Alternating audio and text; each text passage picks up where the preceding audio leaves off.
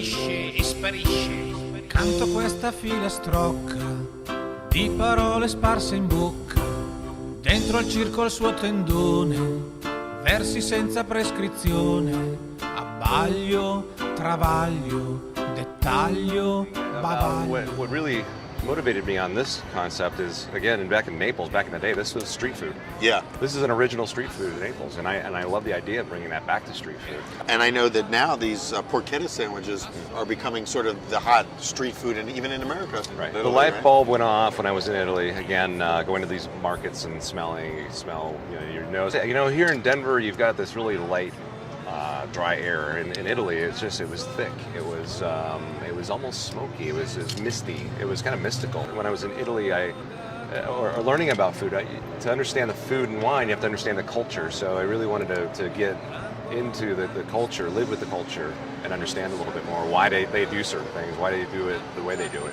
When you make these sandwiches here, which Yeah. I know, separate from your pizza, you're known for these sandwiches too. Yep. Does it take you back? It does take me back, and I've been able to introduce that to other people. Who are like, wow, you know, if they've never been there before, this is something they would definitely go back or go and seek out when they're there. So I've got the skillet. I've got a nice cast iron skillet. It's getting We call these sometimes sizzle pans. sizzle pans. It's hot. Okay, so I'm going to dress it with a little bit of olive oil.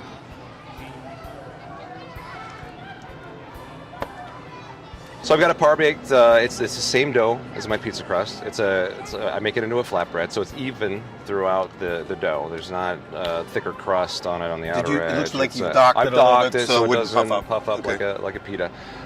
They're 4 ounce versus my 7 ounce dough. So half the size, yeah, Half the almost size. a little over half the size. Right, and then we have the porchetta. Uh-huh. Okay, it's already portioned. So all we have to do is throw it in the sizzler. Oh, I see. You're gonna heat up the pork. Yeah. All right. Oh yeah, and there's the sizzle. You already hear that sizzle. Yeah, I love the sound. It's Nice. not just smells; it sounds too that bring you back. Wow, is that like a typical portion? That is a typical portion. That's a lot of meat. It's about 4.5 to 5 ounces. Wow. And we'll get That's that a back in the serious oven. So what I'm doing here is just making sure it crisps up. That's part of the sensation of a porchetta. I It's see, just because you're that crisping the meat up. Yeah, yeah. meat. Meanwhile, I'm smelling the pork now. It's Yeah, just isn't that nice? this little space that we're in is just filling up with the smell of You see how that's roasted pork. crisping up? Look how it's sizzling.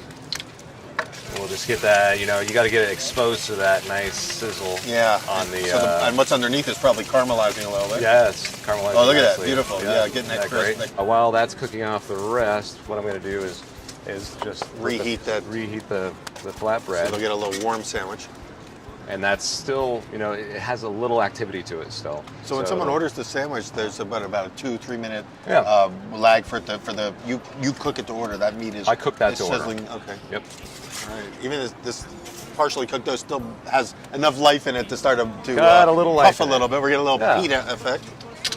Okay, so now you got your hot dough. You've got the sizzling meat, and you just take it right from the sizzle pan to the bread. To the bread. And look how crisp that's getting. Isn't that nice? Loving it. So now I put the We're rest of the almost there. toppings on it. I've got a pesto creme fraiche. The creme fraiche, meaning like sour cream. You're using Sour sour cream for cream. that with some pesto in it. And With a little pesto. Just kind of puree it together or mix it Mix it whisk together. Uh-huh. And then I've got an arugula that I'm going to dress with a lemon infused olive oil, and I've got a little salt in there. So olive oil and lemon, which is almost like a little salad dressing. This arugula on a pizza is fantastic. Wow, so you give a pretty good wad of arugula on there, and that's going to wilt a little bit into the sandwich, I would think. Wilt a little bit into the sandwich. In Italy, it actually just carved off and put it into a panini. But now you've added that extra little. Adding my arugula own twist. little touch to it. Here's your sandwich, and you can see it's almost like having crisp bacon in there.